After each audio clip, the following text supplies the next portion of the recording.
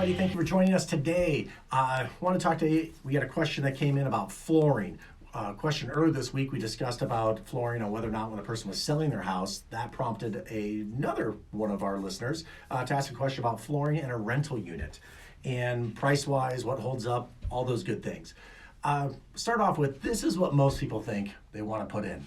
This is $379 a square foot. They think this is probably the best product. And I'm here with Ali.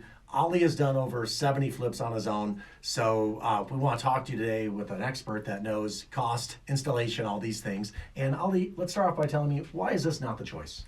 Well, two good reasons.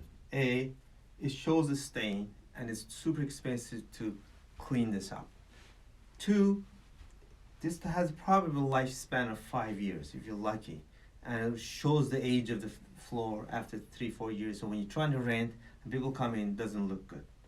Right. On the other hand, you have other floors here that are wood, engineered wood, and then you have what everybody likes these days is a high-end laminate.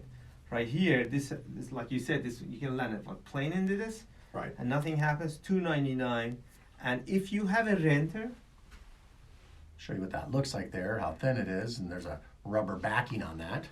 right, and this you can go downstairs and upstairs, and it's a, what we call floater, ton and groove.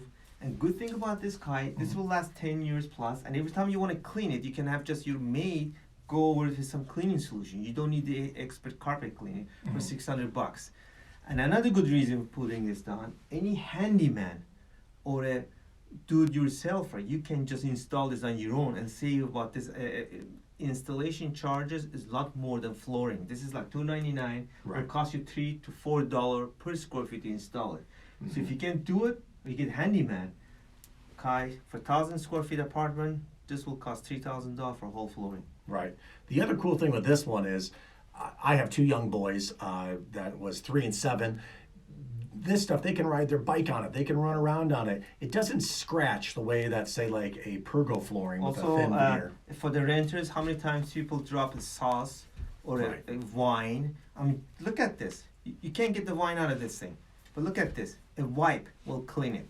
Right. And when they're moving in, people love to move in the house very gently. They move in, they protect everything. On the way out is when they drag that furniture out. They're not looking because they think they're not living there any longer. So some of these type of pergo laminates that are wood, it's a pressed board manufactured with a thin line on top. These will scratch, they peel, they chip. Exactly. Unless you want to go to a high end, which is an actual solid wood floor that still has a veneer on top, but many layers. Those layers are all in there for different expansions and to absorb, different heats and cool. You can resurface and fix and restain this, but I would recommend this to personal use, not a renter.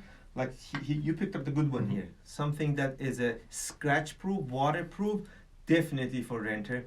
Or if you want to do it, you can do a tile. Okay, porcelain tile is the best for the renter because it won't chip. But again, it's gonna drop. It's more expensive to install. A handyman can install this. Right.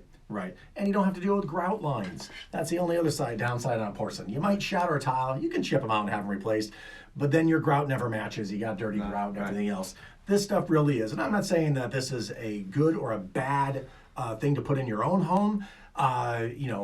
Some may like nice stuff, but this is a good piece. Exactly. So I would recommend this. So hey, like, smash, and subscribe.